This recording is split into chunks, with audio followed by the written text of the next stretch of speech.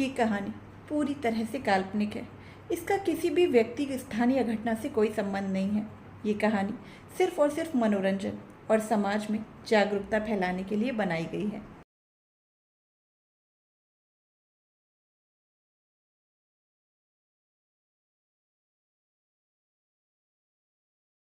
इससे पहले के एपिसोड मैंने प्लेलिस्ट में मेंशन कर दिए हैं, तो आप उन्हें वहां जाकर देख सकते हैं। तो चलिए शुरू करते हैं आज का ये नया एपिसोड।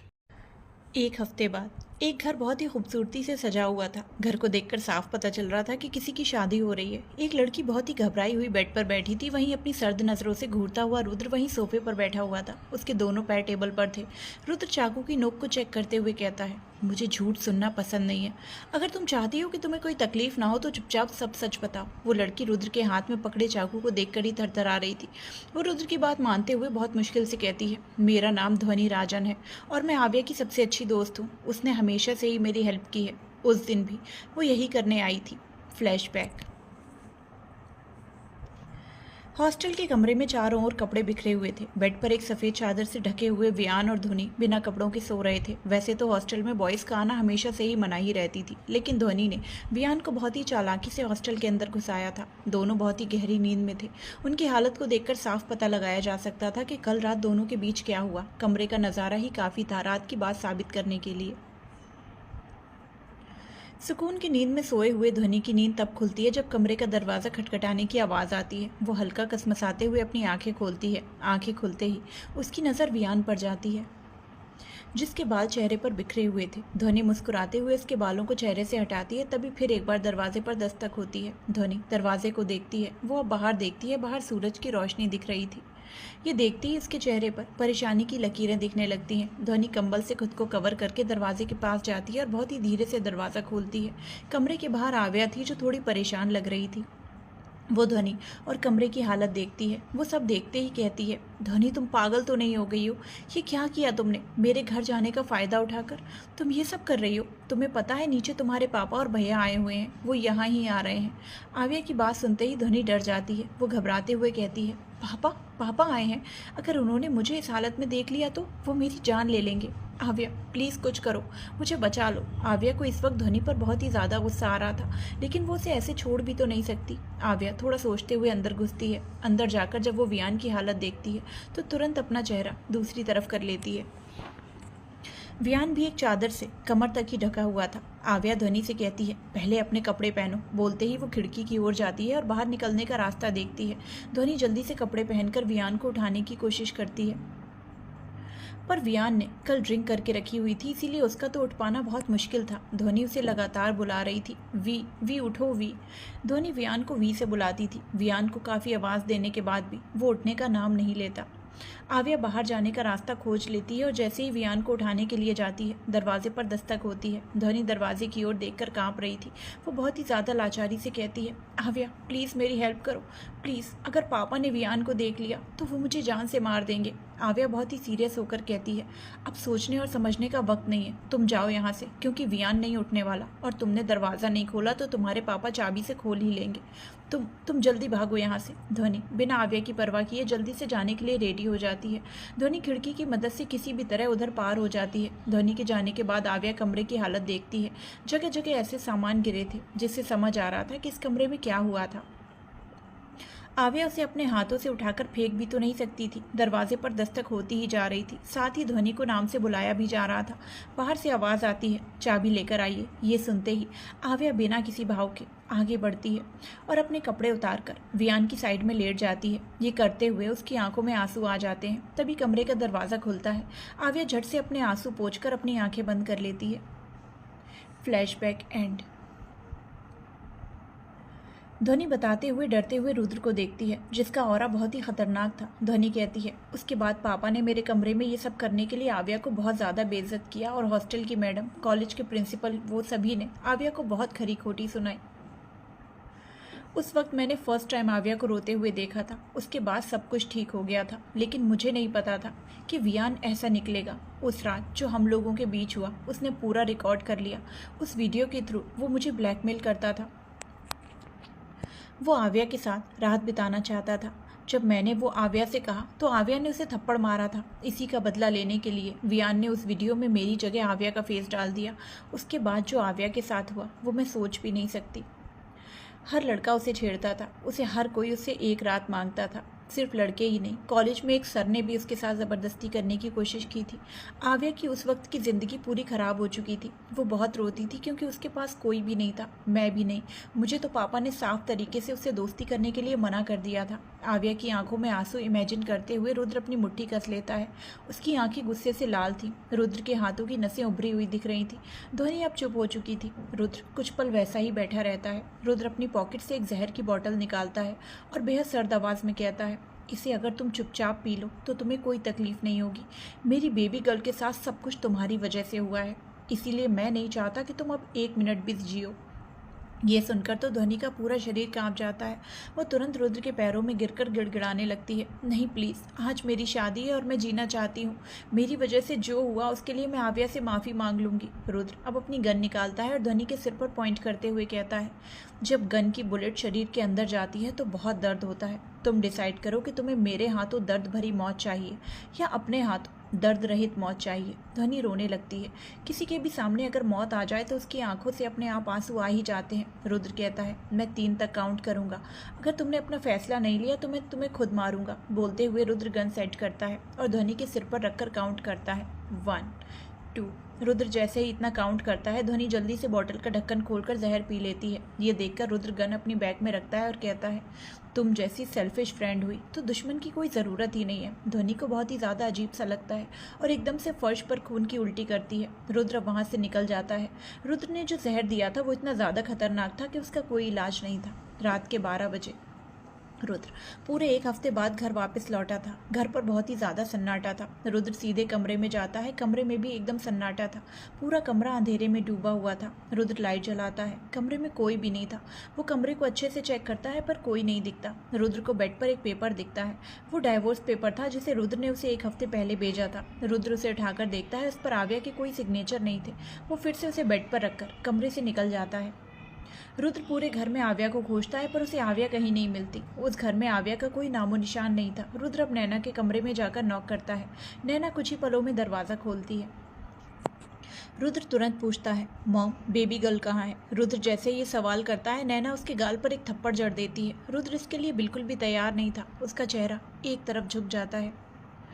नैना बहुत ही ज़्यादा गुस्से से कहती है, अब तुम्हें याद आ रही है उसकी? तुम अगर कोई गेम खेलते हो तो उसे कुछ क्यों नहीं बताते? ऊपर से वो डाइवोर्स पेपर, तुम्हें पता भी है वो कितनी ज़्यादा टूट चुकी थी। खाना पीना सोना सब कुछ बंद हो चुका था। एक बार भी खबर लेने की कोशिश की तुमने? अगर उसे सही से रख नहीं सकते थे तो क्या ज़रूरत थी उससे शादी करने की? हर सिचुएशन पर साथ रहना ही शादी होती है।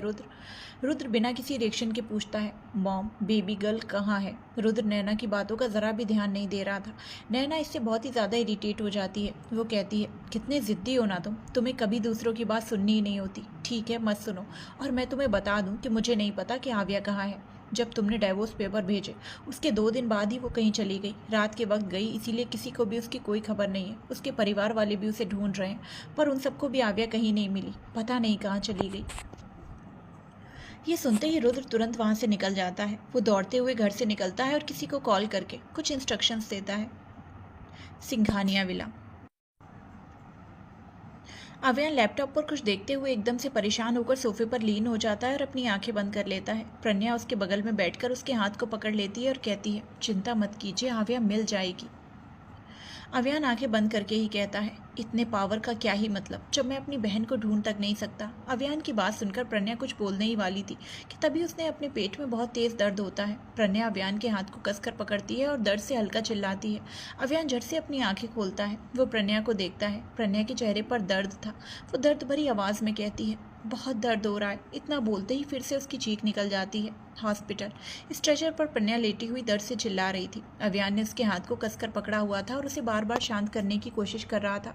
आदित्य, काव्या और प्रियांश, अनन्या भी साथ में थे। काव्या और अनन्या प्रज्ञा की हालत देखकर घबरा रहे थे। प्रज्ञा का चेहरा पूरा पसीने से भीगा हुआ था। उसके चेहरे पर दर्द साफ दिख रहा था। ओटी में पहुंचते ही उसे अंदर लेकर जाने वाले होते हैं, पर प्रणया और अव्यान ने एक दूसरे के हाथ को कसकर पकड़ा हुआ था। प्रणया दर्द भरी आवाज़ में कहती है, प्लीज़ मुझे छोड़कर मत जाइए, मुझसे ये दर्द बर्दाश्त नहीं हो रहा। डॉक्टर प्रणया की बिगड़ती कंडीशन को देख पा रही थी। वो थोड़ा सख्ती से बोलती हैं, इन्हें जल्दी अंदर लेकर जाइए। अव्यान का हाथ छूटने लगता है तो प्रणया उसे और कसकर पकड़ लेती है। अव्यान भी प्रणया के हाथ को कसकर पकड़ लेता है और खुद भी अंदर चला जाता है। डॉक्टर कुछ बोलने वाली होती हैं, पर उन्हें आदित्य चुप करवा देता है। डॉक्टर का मुंह बंद हो जाता है। वो जल्दी से अंदर जाते हैं। ओटी का दरवाज़ा बंद होता है। काव्या आदित्य के सीने से लग जाती है। अनन्या भी प्रियंश के सीने में छुप जाती है। दोनों को ये अंदाज़ा था कि डिलीवरी के वक्त कितना दर्द होता है। दोनों ने उस दर्द को सहा है और अब भी दोनों उस दर्द को याद करते हुए प्रणया के दर्द को महसूस कर पा रहे थे। आदित्य उस पल को याद कर रहा था जब अव्यान और आव्या की डिलीवरी हुई थी। काव्या किस तरह से दर्द में थी और वो उसके पास बैठा हुआ था। अंदर प्रणया दर्द से चिल्ला रही थी।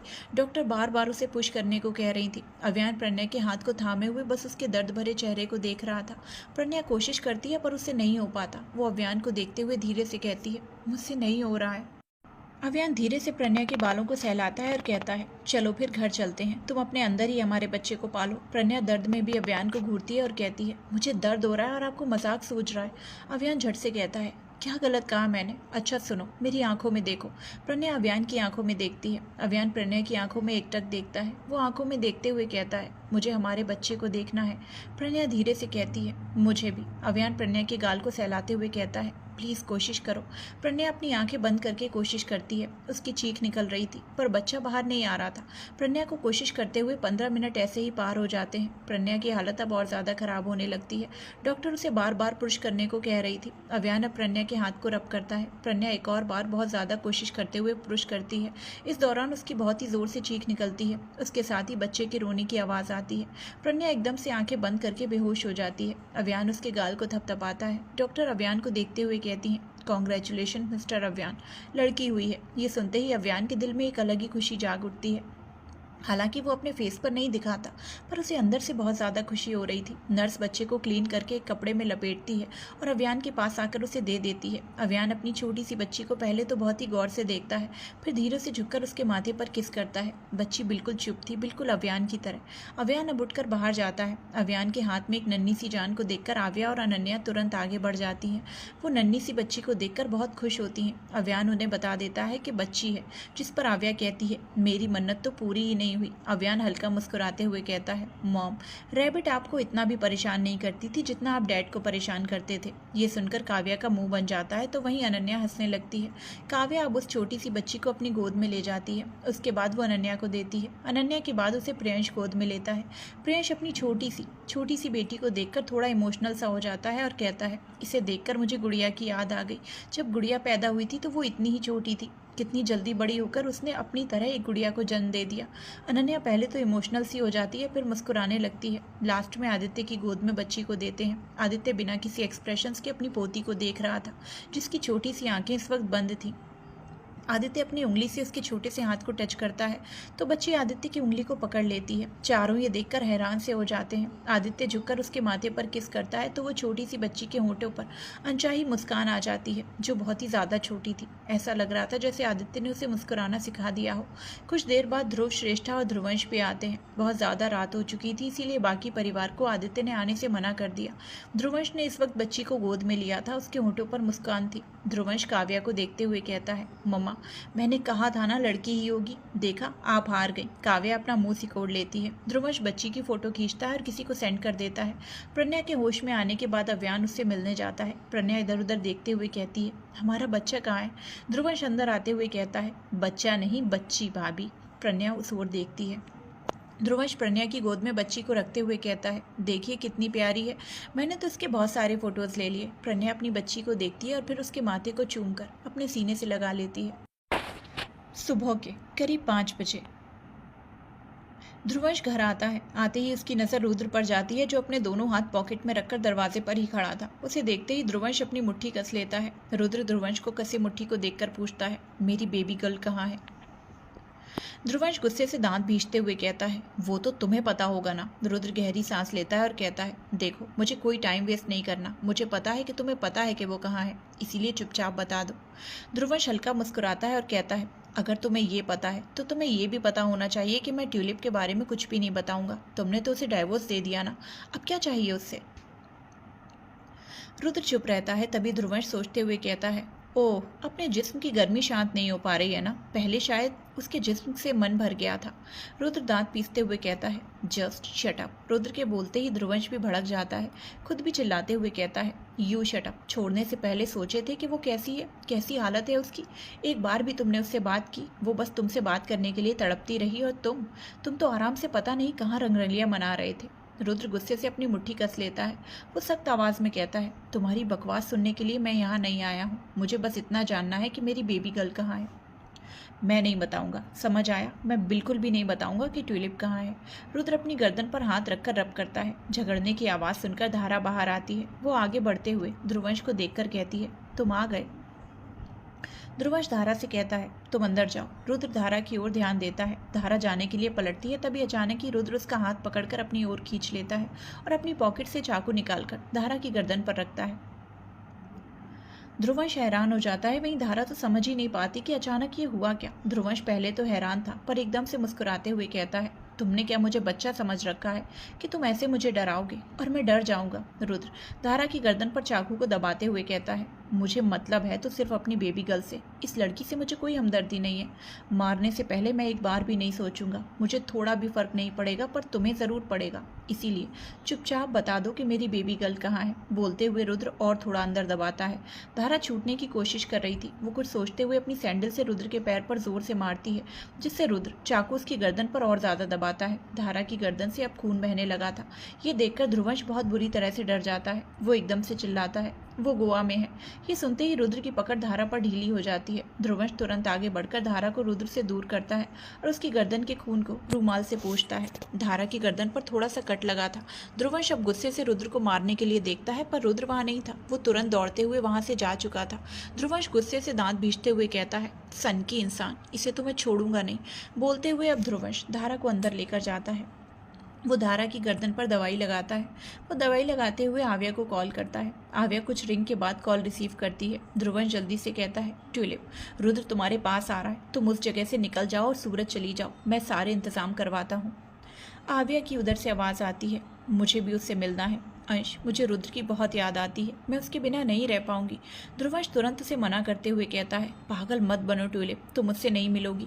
अगर उसे तुम्हारे प्यार की कदर होती ना, तो वो इस तरह तुम्हें छोड़कर नहीं जाता। उसे भी एहसास दिलाओ कि जब कोई छोड़कर जाता है तो कैसा लगता है। आव्या कुछ पल चुप रहती है, फिर कहती है, अंश, भाभी ठीक तो है ना? भाई और भाभी की बेटी बहुत प्यारी है। काश मैं उसे गोद में ले पाती। मुझे एक बार भाई और भाभी से बात करवा देना प्लीज़। ध्रुवंश कहता है, ओके, मैं करवा दूंगा। अपना ख्याल रखना ट्यूलिप, लव यू। आव्या भी उसे लव यू बोलती है और कुछ ही पलों में कॉल कट हो जाती है। धारा ये सब सुनने के बाद ध्रुवंश को देखते हुए कहती है, तुम उन दोनों को अलग क्यों करना चाहते हो, जबकि तुम्हें पता है कि दोनों की खुशी साथ रहने में है। ध्रुवंश कुछ पल धारा को देखता है, फिर कहता है, क्योंकि मैं ट्यूलिप से बहुत प्यार करता हूँ और उसे मैं रुद्र के साथ नहीं देख सकता। धारा ये सुनकर हैरानी से ध्रुवंश को देखती है। ध्रुवंश के ऐसा कहने पर धारा हैरानी से उसे देखती है। ध्रुवंश धारा के गाल को खींचते हुए कहता है, इतना सीरियस एक्सप्रेशंस मत दो। मुझे भी पता है कि दोनों साथ में खुश रहते हैं, लेकिन मुझे बहुत गुस्सा आया जब ट्यूलिप ने रोते हुए मुझे रुद्र के रिएक्शन के बारे में बताया। डाइवोर्स कोई मामूली बात है क्या? उसने एक बार भी ट्यूलिप के बारे में नहीं सोचा। ऐसा कोई करता है? ट्यूलिप जितने दिन तड़पी, उससे डबल मुझे रुद्र को तड़पते हुए देखना है, चाहे कुछ भी हो जाए, लेकिन मैं उन दोनों को मिलने नहीं दूंगा। बोलते हुए ध्रुवंश धारा की गर्दन को देखता है। वो बैंडेज करके थोड़ा दबाते हुए धारा को देखकर पूछता है, दर्द हो रहा है? धारा ध्रुवंश का हाथ पकड़ लेती है। धारा ध्रुवंश का हाथ थाम कर कहती है, कुछ भी हो, पर तुम्हें उनके बीच नहीं जाना चाहिए। अगर उनके बीच कोई झगड़ा हुआ तो दोनों सॉर्ट आउट कर लेंगे, और मुझे तो लगता है कि आव्या ने गलती की है, इसीलिए रुद्र ने ऐसा रिएक्ट किया, वरना वो तो उसके बिना रह ही नहीं सकता। धारा के बोलने के साथ ही ध्रुवंश के एक्सप्रेशंस बदलते जा रहे थे। वो अचानक ही कहता है, अपना मुंह बंद रखो, कुछ भी बोलो मैं सुन लूंगा, लेकिन ट्यूलिप के खिलाफ मैं एक शब्द नहीं सुनूंगा, और मैं बीच में क्यों ना आऊं। जब रुद्र ट्यूलिप को छोड़कर चला गया था तब मैंने उसे संभाला था, मैंने उसके आंसू पोंछे थे। रुद्र को कभी किसी से कोई मतलब ही नहीं होता। अभी जस्ट तो तुमने देखा ना कि किस तरह उसने तुम्हें मारने की कोशिश की। धारा बिल्कुल चुप हो जाती है। ध्रुवंश के गुस्से के सामने वो एक शब्द भी नहीं बोल पाती। वहीं दूसरी तरफ रुद्र के सारे आदमी गोवा के हर हिस्से में फैल चुके थे। आव्या इस वक्त फ्लाइट में बैठी हुई थी। आव्या फ्लाइट से जा सकती थी। आव्या मास्क लगाए सीट पर सिर रखकर आंखें बंद करके बैठी हुई थी। तभी उसे अपने कान में आवाज़ आती है, बेबी गर्ल। आव्या झट से अपनी आंखें खोलकर इधर उधर देखती है। आवाज़ तो रुद्र की थी, लेकिन रुद्र वहाँ पर नहीं था। बस एक उसकी आवाज़ थी जो उसके कानों तक पहुँच रही थी। रुद्र की फिर से आवाज़ आती है, मुझसे दूर भाग रही हो बेबी गर्ल, ये जानते हुए भी कि मैं तुम्हें कहीं से भी ढूंढ लूँगा, चाहे तुम आसमान में छुपो या पाताल में, मैं तुम्हें ढूंढ लूँगा। पूरे पैसेंजर इधर उधर देख रहे थे। वो आवाज़ प्लेन में लगे स्पीकर से आ रही थी। आव्या जल्दी से खुद को कवर करती है क्योंकि इसे इस वक्त रोना आ रहा था। वो रो नहीं सकती थी। रुद्र की आवाज़ लगातार आ रही थी, तुम मुझसे ज़्यादा दूर भाग नहीं सकती, इसीलिए जहाँ हो वहीं रुक जाओ, मुझे तुमसे बात करनी है। अगर तुमने मुझे ज़्यादा भगाया ना तो मुझे गुस्सा आ जाएगा, और तुम्हें पता है ना मैं गुस्से में खुद को किस तरह से चोट पहुँचा सकता हूँ। आव्या जैसे ही ये सुनती है उसे याद आता है कि किस तरह रुद्र खुद को चोट पहुंचाता है, जिससे उसे अंदर से डर लगने लगता है। रुद्र को आवाज़ आती है, अगर तुम 12 घंटे के अंदर नहीं मिली ना तो मैं अपनी जान ले लूँगा। आव्या एकदम से चिल्लाती है, नहीं। सभी की नज़र आव्या पर जाती है। रुद्र की फिर से आवाज़ आती है, मैं तुम्हारे लिए बहुत पागल हूँ बेबी गर्ल, मैं कुछ भी कर सकता हूँ तुमसे दूर होकर, मैं जीकर ही क्या करूँगा। आव्या अपना सीट बेल्ट खोलती है। एयर हॉस्टेस उसे तुरंत आकर बैठने को बोलते हैं, पर आव्या परेशान होकर कहती है, प्लीज़ इसे रोको, मुझे रुद्र के पास जाना है। वो पागल है, कुछ भी करता है, वो जान ले लेगा अपनी। रुद्र की आवाज़ सिर्फ उस एरोप्लेन में ही नहीं, पूरे गोवा में सब सुन रहे थे। उसके हर एक स्पीकर पर ऐसा कनेक्शन किया कि उसे पूरा गोवा सुन रहा था। ध्रुवंश ने ऐसा सेट करके रखा हुआ था कि रुद्र आव्या का पता नहीं लगा पाया, पर रुद्र भी कहाँ हार मानने वाला था। एयर हॉस्टेस आव्या को शांत करके बिठाते हैं, उसे पानी पिलाते हैं, पर आव्या बार बार कह रही थी कि उसे जाना है। अब चलती एरोप्लेन से तो वो उसे उतार नहीं सकते थे, चाहे आव्या जितनी भी जिद कर ले। काफ़ी देर बाद आव्या शांत होती है। करीब 10 बजे आव्या सूरत पहुंचती है। उसका दिल बहुत बेचैन था। वो बस रुद्र से बात करना चाहती थी, लेकिन ध्रुवंश ने जो उसे फ़ोन दिया था उसमें वो सिर्फ ध्रुवंश का ही कॉल लगा सकती थी और किसी का भी नहीं। आव्या कोशिश करती है कि कोई उसे कॉल करने के लिए फ़ोन दे, पर कोई भी उसे फ़ोन नहीं दे रहा था। आव्या भाग भाग कर परेशान हो चुकी थी। वो अब ध्रुवंश को कॉल करती है। ध्रुवंश के कॉल रिसीव करते ही आव्या हल्का रोते हुए कहती है, अंश, मुझे रुद्र से मिलना है। अगर मैं उससे नहीं मिली तो वो अपनी जान दे देगा। मुझे उसके पास जाना है। ध्रुवंश आव्या को शांत करते हुए कहता है, रिलैक्स ट्यूलिप, वो वैसा कुछ नहीं करेगा। वो बस तुम्हें ब्लैकमेल कर रहा है। प्रैक्टिकल होकर सोचो, अगर उसे तुम्हारे दूर जाने से इतना ही फर्क पड़ता है तो वो तुम्हें खुद क्यों ढूंढ नहीं लेता? वो तुम्हें क्यों भगा रहा है? वो खुद भी तो दूर गया था ना। अब तुम इतनी आसानी से इसके पास भाग कर आओगी तो वो दोबारा ही वैसा करेगा। आव्या थोड़ी सी सोच में पड़ जाती है। ध्रुवंश आव्या का ध्यान भटकाते हुए कहता है, मैंने सब कुछ इंतजाम कर लिया है, तुम बस जाओ और जाकर आराम कर लो, स्ट्रेस मत लो। आव्या बहुत धीमी आवाज़ में ठीक है बोलकर वहाँ से चली जाती है। वहीं दूसरी ओर आज दंश किसी मीटिंग की वजह से बाहर था। मीटिंग के बाद वो सुहानी के लिए कुछ खाने को ले जाने का सोचता है। सुहानी अब ठीक हो चुकी थी, इसीलिए वो बाहर का खाना खा सकती थी। द्रांश फ़ोन में कुछ देखते हुए अपने ऑर्डर के आने का इंतज़ार कर रहा था। उसके बगल में ही पीछे 2 लड़के बैठे हुए थे और वो दोनों कुछ बात कर रहे थे। दोनों जिस टॉपिक पर बात कर रहे थे उसे सुनकर द्रांश का ध्यान उस ओर चला गया। उसने दोनों को देखा नहीं, बस अपने कान गड़ाए उनकी बात सुन रहा था। दोनों लड़कों में से एक लड़का बोलता है, लड़के के अंदर थोड़ा लस्ट ना हो तो लड़की भी भाग जाती है। सिर्फ लड़के ही नहीं, लड़की को भी वो सब कुछ करने का मन करता है, लेकिन वो बोल नहीं पाती, पर वो इशारे ज़रूर देती है। जैसे वो छोटे छोटे कपड़े पहनेगी, अपनी बॉडी पार्ट्स को हमेशा दिखाने की कोशिश करेगी, तुमसे बिना मतलब के रूठेगी। अगर ये सब हो रहा है तो पक्का समझ जाओ कि शी वॉन्ट यू, और अगर तुम ज़्यादा दिन तक उसके इशारे नहीं समझे तो हो सकता है कि वो तुम्हें छोड़कर चली जाए। एक लड़का दूसरे लड़के को अच्छी तरह से समझा रहा था। द्रांश को उनकी बातों को सुनते हुए सुहानी की हरकतें याद आती हैं। सुहानी ज़्यादातर द्रांश के कपड़ों में ही रहती थी, जिसमें उसके थाई अच्छे से दिखते थे, और वो कभी कभी द्रांश से नाराज़ भी हो जाती थी। द्रांश एकदम से अपनी सोच को झटकता है, तब तक उसका ऑर्डर भी आ जाता है। द्रांश ऑर्डर लेकर वहाँ से उठ जाता है और वहाँ से बाहर निकल जाता है। घर द्रांश जैसे ही घर पर पहुंचता है उसकी नज़र सुहानी पर जाती है, जिसने हमेशा की तरह ही उसकी शर्ट पहनी हुई थी, हमेशा की तरह ही उसकी थाई दिख रही थी। वो बैठी हुई सुहांश को दूध पिला रही थी। आधे से ज़्यादा तो उसकी बॉडी ऐसे ही रिवील हो रही थी। द्रांश उसके पास जाकर खाने का पैकेट उसे देता है। सुहानी एक्साइटमेंट में पूछती है, क्या लाए हैं? द्रांश जवाब देता है, खुद देख लो। बोलते हुए द्रांश की नज़र बस सुहानी की थाई पर थी, जिसे उसने आज जाकर गौर से देखा था। सुहानी की थाई बहुत गोरी थी, दूध की तरह सफ़ेद और बहुत ही मुलायम। द्रांश उससे नज़रें हटाकर सोफे की ओर जाकर बैठता है और कहता है, क्या तुम्हारे पास तुम्हारे अपने कपड़े नहीं हैं? हर बार तुम मेरी शर्ट क्यों पहनती हो? ये सवाल थोड़ा अजीब था, इसीलिए सुहानी उसे अजीब तरह से देखते हुए कहती है, क्यों, आपको कोई प्रॉब्लम है? द्रांश की नज़र फिर से उसकी चमकती थाई पर जाती है। द्रांश उससे नज़रें हटाकर सोफे से उठ जाता है और उससे कहता है, मैं तुम्हारे लिए प्लेट लेकर आता हूँ। द्रांश निकल जाता है। वहीं सुहानी कन्फ्यूजन में रह जाती है कि द्रांश ने ऐसा सवाल क्यों किया। सुहानी सुहांश को देखते हुए धीरे से कहती है, आपके डैड कुछ ज़्यादा ही अजीब हैं।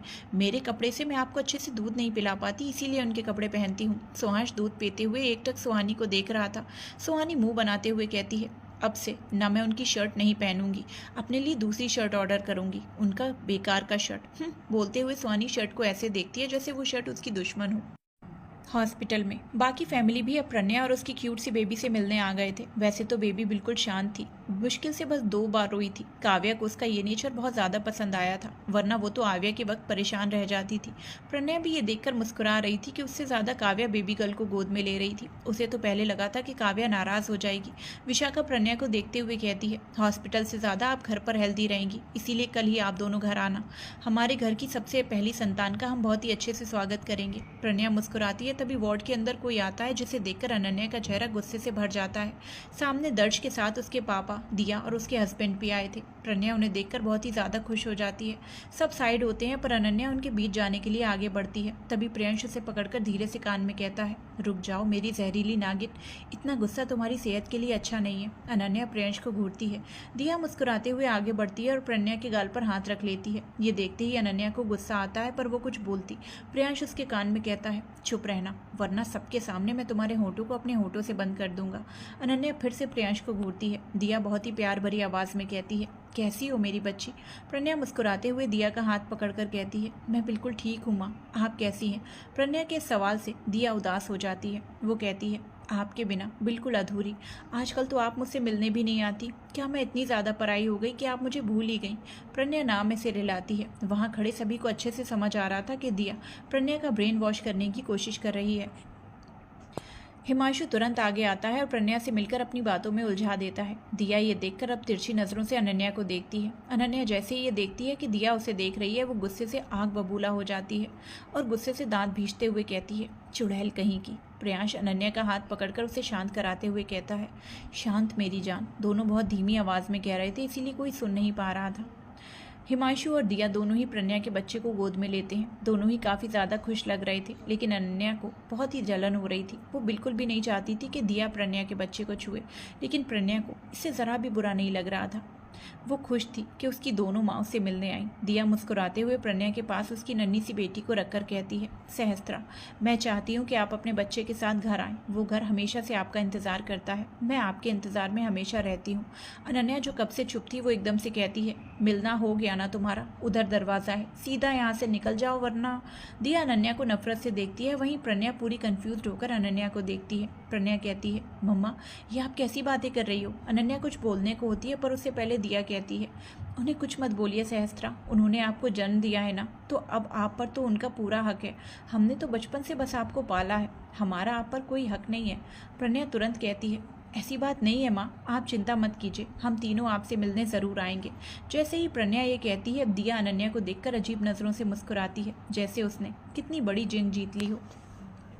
अनन्या तो मन ही मन दिया को बहुत बुरा भला कह रही थी, पर वो अनन्या को उसके पास अकेला छोड़ नहीं सकती थी, इसीलिए वो कहती है, अगर आप जाओगी तो मैं भी साथ में चलूँगी। प्रणया हाँ में सिर हिलाते हुए कहती है, हाँ बिल्कुल मम्मा, आप भी साथ चलना। अब अनन्या दिया को जीत भरी मुस्कान के साथ देखती है। कुछ पल बाद कुछ परिवार घर चले जाते हैं तो कोई रुके हुए थे। हिमांशु और प्रियांश हॉस्पिटल से बाहर निकलकर बातें करने लगते हैं। जितना उनकी बीवियों में टशन चलता था, हिमांशु और प्रियांश उससे ज़्यादा अच्छे से बात करते थे। हिमांशु हमेशा से प्रियांश की रिस्पेक्ट करता था, क्योंकि उसने अपनी जान जोखिम में डालकर उन्हें बचाने की कोशिश की थी। वहीं प्रियांश भी हिमांशु की काफ़ी इज्जत करता था, क्योंकि उसने जो दोनों को वचन दिया था वो दोनों ने पूरा किया। प्रणया को असली माँ पापा जैसा प्यार दिया। हिमांशु कहता है, चलो ठीक है, फिर मिलते हैं। सहस्त्रा के साथ तुम भी आना साथ में। प्रियांश मुस्कुराते हुए कहता है, मुझे तो आना ही पड़ेगा, वरना मेरी तीखी मिर्ची पता नहीं मेरी गैर मौजूदगी में क्या कर जाए। ये सुनकर हिमांशु हंसने लगता है। हिमांशु प्रियांश को हाथ मिलाकर वहाँ से अपनी कार की ओर चला जाता है। दिया भी हॉस्पिटल से निकल रही थी। उसे देखकर ही हिमांशु कार के पास चला गया। उसके जाने के बाद प्रियांश फिर से हॉस्पिटल के अंदर चला जाता है। अव्यान एक साइड में खड़े होकर फ़ोन पर बिजी था। वो इस वक्त रुद्र से बात कर रहा था। उससे बात करते हुए वो रोड पर देख रहा था। रुद्र से गुस्से से कहता है, अपने उस भाई को समझा दो, हर वक्त मेरे और बेबी गर्ल के बीच आता है। किसी दिन मैं उसकी जान ले लूँगा। अव्यान बिल्कुल चुप था। वो कुछ भी नहीं कह रहा था। रुद्र इरिटेट होकर कहता है, पता नहीं कहाँ छुपा कर रखा हुआ है उसने। किंग बनने का गलत फ़ायदा उठा रहा है। तुम्हारी वजह से मैं पीछे हट गया, वरना मैं किंग होता और वो मेरे आगे सिर झुकाता। अव्यान कुछ पल चुप रहने के बाद कहता है, उसे कुछ करने से पहले तुम्हें मुझसे होकर गुजरना पड़ेगा। तुम रैबिट को ढूंढने का काम करो। वैसे भी उसे तुमने चोट पहुंचाई है, अंजाम तो भुगतना ही पड़ेगा। रुद्र तुरंत कहता है, हाँ तो मैं कौन सा तुमसे कह रहा हूँ कि तुम ढूंढने में मेरी हेल्प करो। बस बहुत ज़्यादा गुस्सा आ रहा है यार। सोचा था उधर से आकर उसे सुकून से गले लगाऊंगा, एक हफ्ते की नींद पूरी करूंगा, लेकिन घर आकर देखा तो वो वहीं गायब है।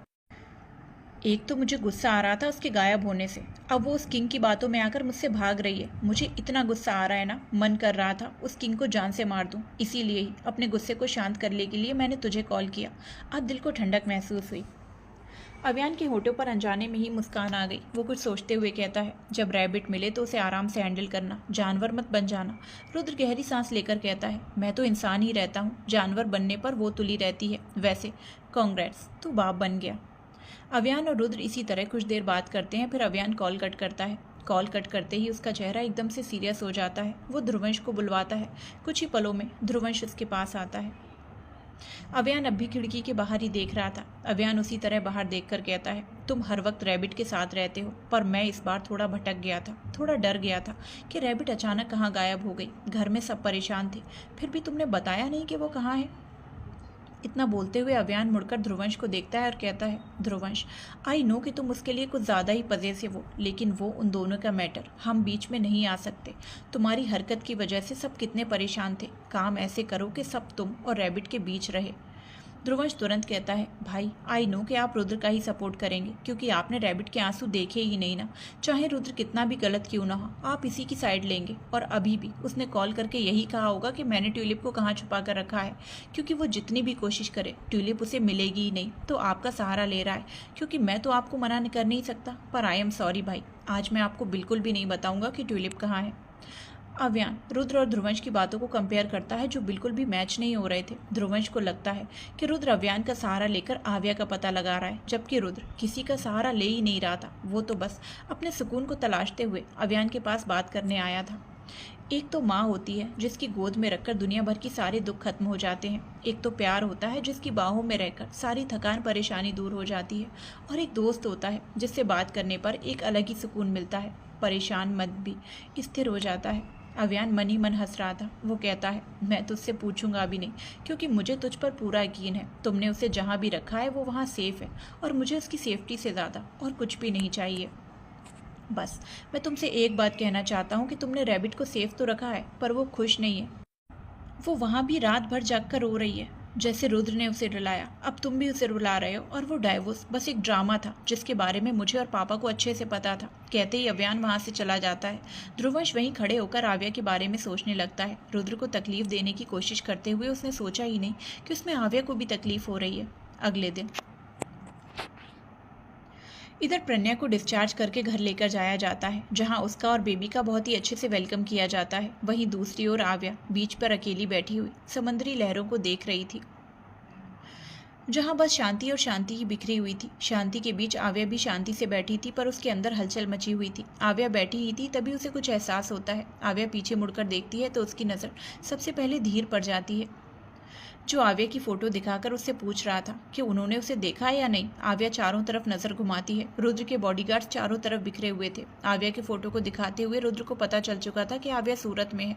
वो उसी के सहारे अब वहां तक आया था। अचानक ही आव्या की नज़र रुद्र पर जाती है। रुद्र को देखते ही आव्या की धड़कन बहुत ही ज़्यादा तेज़ हो जाती है। वो अपनी आंखें बंद करके आव्या को महसूस कर रहा था। उसके दिल ने तो उसे बता दिया था कि आव्या यहाँ है। आव्या कुछ पल तो उसे देखती रहती है, क्योंकि उसने हफ्ते भर से उसे देखा नहीं था। उसका मन कर रहा था कि वो जल्दी से जाकर रुद्र के गले लग जाए, उसे 2-3 थप्पड़ मार ले, पर उसने एक हफ्ते की तड़प को याद करते हुए वो रुक जाती है। आव्या रुद्र से मुँह फेरकर अपने मुँह पर मास्क लगाती है और बालों के सहारे अपने चेहरे को ढकती है। आव्या अपनी जगह से उठकर तेज कदमों से वहां से जाने लगती है। तभी आगे उसे रुद्र का बॉडीगार्ड रोक लेता है। आव्या डर जाती है। वो बॉडीगार्ड फोटो को दिखाते हुए पूछता है, मैम आपने इन्हें कहीं देखा है? अब उस बॉडीगार्ड को क्या पता कि वो जिसके बारे में पूछ रहा था वो उसके सामने है। आव्या जल्दी से नाव में सिर हिलाकर वहाँ से चली जाती है। वहीं वो बॉडीगार्ड भी वहाँ से आगे बढ़ जाता है। आव्या जैसे ही बीच से बाहर निकलती है वो बिल्कुल दौड़ते हुए वहाँ से जाने लगती है, पर आगे भी रुद्र के बॉडीगार्ड फैले हुए थे। ये देखकर आव्या एक कपड़े की शॉप पे चली जाती है। वो बस छिपने की कोशिश कर रही थी, तभी उसकी नज़र शॉप में बुर्के पर जाती है। आव्या बुर्के को देखते ही उसे खरीद लेती है और उसे पहन भी लेती है। अब उसका पूरा शरीर ढका हुआ था, बस उसकी आंखें थी जो दिख रही थी। आव्या अब आराम से जाती है क्योंकि अब उसे पहचानना बहुत मुश्किल था। कुछ दूरी पर उसे बुर्के वालों की भीड़ नजर आती है जो मस्जिद से बाहर निकल रही थी। आव्या बहुत ही आराम से जा रही थी, तभी उसे आगे से रुद्र के साथ बॉडीगार्ड आते हुए नजर आता है। आव्या का दिल एकदम से थम जाता है। वो अपने आप को हिम्मत देते हुए बस आगे बढ़ती है। अगर उसने एक भी गलती की तो रुद्र उसे पकड़ लेगा। आगे भी रुद्र के बॉडीगार्ड और पीछे भी। अगर उसने छिपने की कोशिश की तो पकड़ लिया जाएगा। अगर वो इधर से उधर हुई तब भी उसे पकड़ लिया जाएगा। इसीलिए आव्या खुद को पूरी तरह से काबू करके सीधा चलती जाती है। चलते चलते वो रुद्र के करीब पहुंच जाती है। आव्या इधर से जा रही थी और रुद्र भी उधर से आ रहा था। दोनों अब बहुत करीब आ जाते हैं। आव्या का दिल बस धक धक धक कर रहा था। आव्या बहुत ज़्यादा नर्वस थी। आव्या रुद्र के बगल से गुजरने लगती है। गुजरते हुए वो अपनी आंखें बंद कर लेती है, तभी अचानक ही रुद्र उसका हाथ पकड़ लेता है। रुद्र के ऐसा करते ही आव्या की धड़कन जैसे वहीं थम जाती है।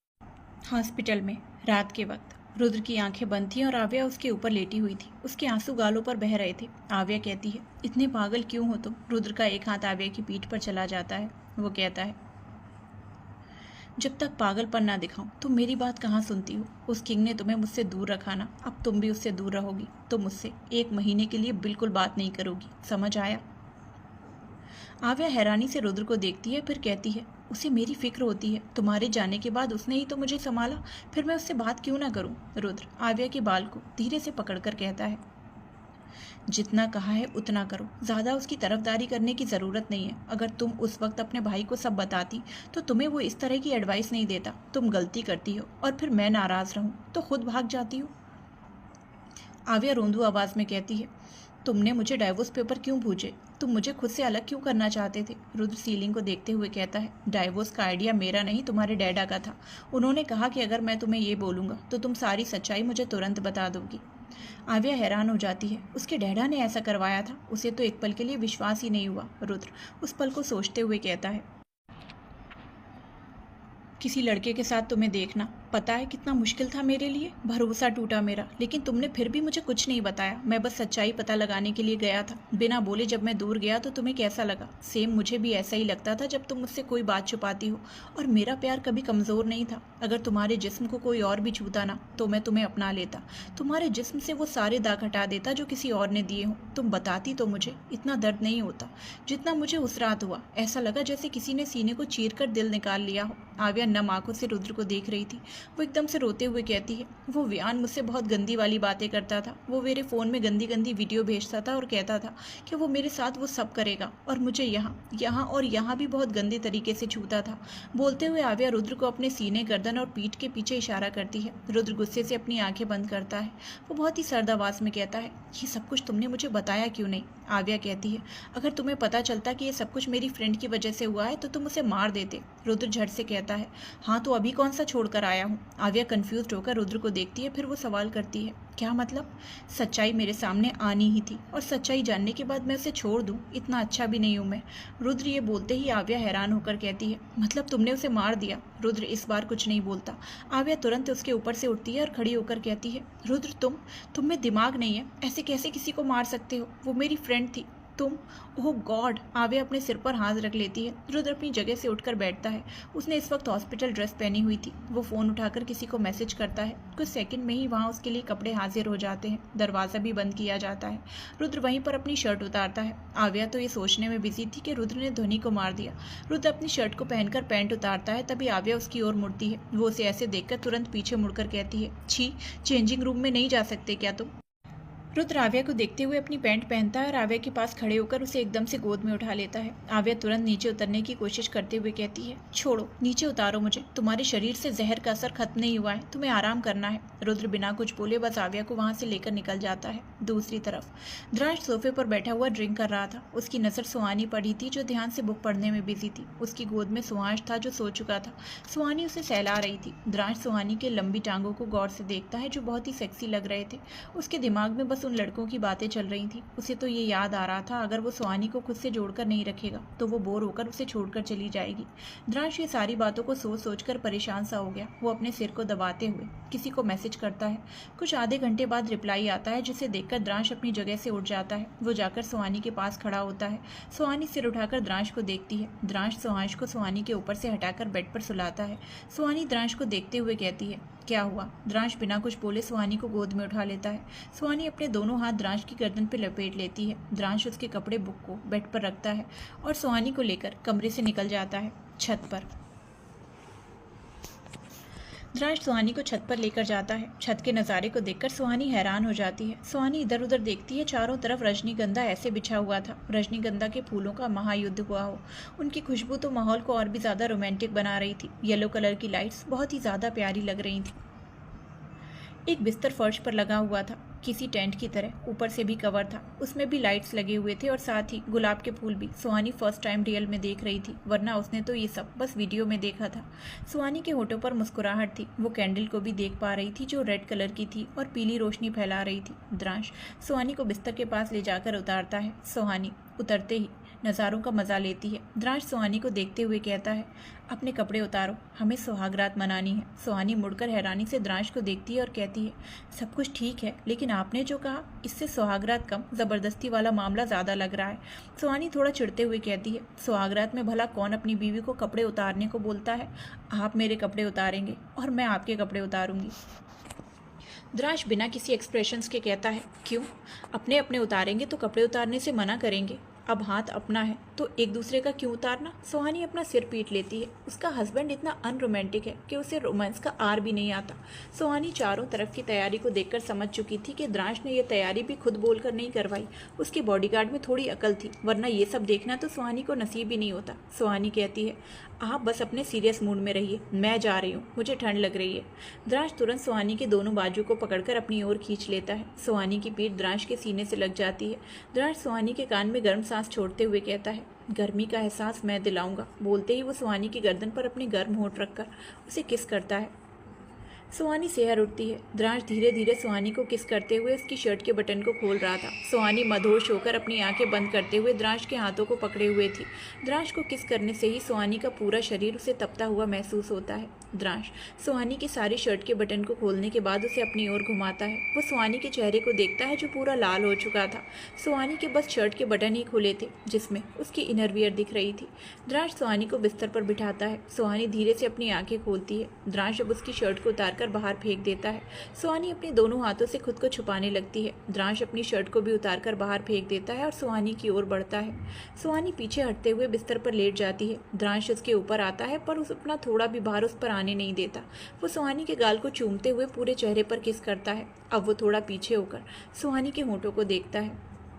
सुहानी के होठों पर उसने आज तक किस नहीं किया था और ना ही उसने किसी लड़की को किस किया था। उसे किस करना आता ही नहीं था। द्रांश सुहानी के मखमली होठों को पहले तो छूता है, फिर धीरे धीरे अपने होठों को उसकी ओर बढ़ाता है। द्रांश सुहानी के होठ पर अपने होठ रखकर उसे चूमने लगता है। वो किस बिल्कुल भी नहीं कर रहा था। सुहानी फुसफुसाते हुए कहती है, दंश मैं लॉलीपॉप नहीं हूँ। द्रांश सुहानी से दूर होकर उसे देखता है। सुहानी कहती है, क्या आपने कभी किसी को किस नहीं किया? द्रांश नाम में सिर हिलाता है। ऐसा करते हुए वो क्यूट लग रहा था। सुहानी मुस्कुराती है और कहती है, आपको किस करना नहीं आता, मैं बताती हूँ। आप अपनी जीभ को धीरे धीरे मेरे मुंह में स्लाइड करिए। बोलते हुए वो जैसे ही द्रांश को देखती है तो उसका मुंह बंद हो जाता है क्योंकि द्रांश उसे घूर कर देख रहा था। सुहानी थोड़ा डरते हुए पूछती है, क्या हुआ? द्रांश उसे घूरते हुए कहता है, तुम्हें कैसे पता? तुमने किसी को किस किया है क्या? सुहानी नाम में सिर हिलाती है और कहती है, मैं आपको किस करना चाहती थी लेकिन मुझे भी नहीं आती, इसीलिए मैंने गूगल से पूछा तो उसने मुझे यही बताया। द्रांश सुहानी को भौहें चढ़ाए हुए देखता है और कहता है, तुम फ़ोन में ये सब देखती हो? सुहानी अपनी जीभ निकालकर कहती है, सॉरी, वो मैंने फर्स्ट टाइम ऐसा किया, वरना मैं ये गंदी चीज़ें नहीं देखती। द्रांश कुछ पल चुप रहता है और फिर सुहानी के ऊपर से हटकर बैठ जाता है। वो अपना फ़ोन निकाल कर कहता है, चलो साथ में देखते हैं, मुझे भी और तुम्हें भी किस करना आना चाहिए। इतना बोलते ही वो सर्च करके वीडियो ऑन करता है। अब तक सुहानी भी बैठ चुकी थी और द्रांश की बातों से हैरान थी। द्रांश बहुत गौर से वीडियो को देख रहा था। द्रांश के पास बैठकर ये सब देखना सुहानी को शर्मदायक लग रहा था। वो नज़रें झुकाए हुए थी। द्रांश दोनों के मुंह के मूवमेंट को देख रहा था। वो एकदम से वीडियो बंद करता है और साइड में रखकर फिर से सुहानी को लिटाकर उसके ऊपर आ जाता है। सुहानी अपनी बड़ी बड़ी आंखों से उसे देखती है। द्रांश पहले तो उसे कपड़ों को हटाता है जो बचे हुए थे, फिर सीधा सुहानी के होंठों पर किस करता है। सुहानी द्रांश के बालों को नोच रही थी। किस करते हुए कब दोनों निर्वस्त हो जाते हैं उन्हें पता तक नहीं चलता। सुहानी पूरी मदहोश हो रही थी। कुछ देर बाद द्रांश रुकता है। सुहानी उसे देखती है। द्रांश सुहानी के दोनों पैरों को अपनी कमर पर बांध देता है। सुहानी को अब डर लग रहा था। उसे अब उस रात की याद आने लगी थी। द्रांश खुद को एडजस्ट कर ही रहा था, तभी अचानक सुहानी कहती है, दंश नहीं, मुझे बहुत दर्द होता है। द्रांश सुहानी को देखता है। वो सुहानी के चेहरे को सहलाते हुए अचानक ही उसमें समा जाता है। सुहानी दर्द से चीखती है। द्रांश उसके ऊपर आकर उसके होंठों को चूमते हुए धीरे धीरे मूव होने लगता है। सुहानी की आंखों में आंसू थे। वो द्रांश के कान में कहती है, आई लव यू। द्रांश बहुत जेंटल था। वो आज सुहानी को दर्द से नहीं बस प्यार दे रहा था, जिसे फील करते हुए सुहानी को बहुत ही अच्छा लग रहा था। वो अपने दर्द को पूरा भूल ही चुकी थी। दोनों एक दूसरे को किस कर रहे थे। किस करते हुए सुहानी को दर्द का कोई एहसास नहीं हो रहा था। सुबह सुहानी की आंखें बहुत ही धीरे खुलती हैं। वो जैसे ही आंखें खोलती है उसकी नज़र द्रांश के चेहरे पर जाती है। द्रांश के चेहरे पर हल्के बाल आ गए थे। दोनों एक मोटे से कंबल के अंदर सोए हुए थे। धूप अभी इतनी ज़्यादा नहीं निकली थी। सुहानी मुस्कुराते हुए द्रांश के बालों को हटाती है और उसके माथे पर किस करती है। द्रांश धीरे से अपनी आंखें खोलता है। आंखें खुलते ही उसे सुहानी का मुस्कुराता हुआ चेहरा दिखता है। द्रांश अपनी आंखें बंद करके फिर से सुहानी के सीने में अपना चेहरा रख लेता है। द्रांश के हाथ सुहानी की कमर पर लिपटे हुए थे। सुहानी द्रांश के कंधे पर हाथ रखकर कहती है, द्रांश छोड़िए, सुहांश रो रहे होंगे। द्रांश सिर उठाकर सुहानी को देखता है, जिसका चेहरा परेशानी से भरा हुआ था। द्रांश अपने फ़ोन से किसी को कॉल करता है और कुछ इंस्ट्रक्शंस देने के बाद फ़ोन रखकर फिर से सुहानी के सीने में चेहरा रखता है, जिससे उसके होंठ भी सट जाते हैं। कुछ ही देर में एक लड़की दोनों के पास सुहांश को लेकर आती है। सुहानी लड़की को देखते ही द्रांश को छुपाने की कोशिश करती है। हालांकि दोनों कंबल से ढके हुए थे और लड़की ने अपने चेहरे पर कपड़ा बांधा हुआ था, फिर भी सुहानी द्रांश को छुपा रही थी। वो लड़की जैसे ही दोनों के करीब पहुंचती है, सुहानी उससे कहती है, यहीं पर रुकिए। वो लड़की सुहांश को देने के लिए झुकती है। सुहानी जल्दी से सुहांश को ले लेती है। सुहांश को देकर वो लड़की चली जाती है। सुहांश दोनों को देखता है। सुहानी सुहांश को फीड करने के लिए उसे अपने ऊपर लिटाती है। सुहांश को भूख लगी थी, इसीलिए वो दूध पीने लगता है। दूध पीते हुए वो द्रांश के चेहरे पर अपने छोटे छोटे हाथों से मारता है। ये देखकर द्रांश उसे घूरता है। सुहांश मज़े से दूध पीते हुए अपने छोटे छोटे हाथों से बस द्रांश को मारते जा रहा था। ऐसा लग रहा था जैसे वो उसके घूरने से सुहांश को कोई फर्क ही ना पड़ रहा हो। सुहानी जब ये देखती है कि सुहांश अपने डैड को मार रहा है, तो ये देखकर सुहानी जल्दी से उसके हाथों को पकड़कर कहती है, ऐसा नहीं करते सुहांश, वो आपके डैड है ना, चलिए सॉरी बोलिए।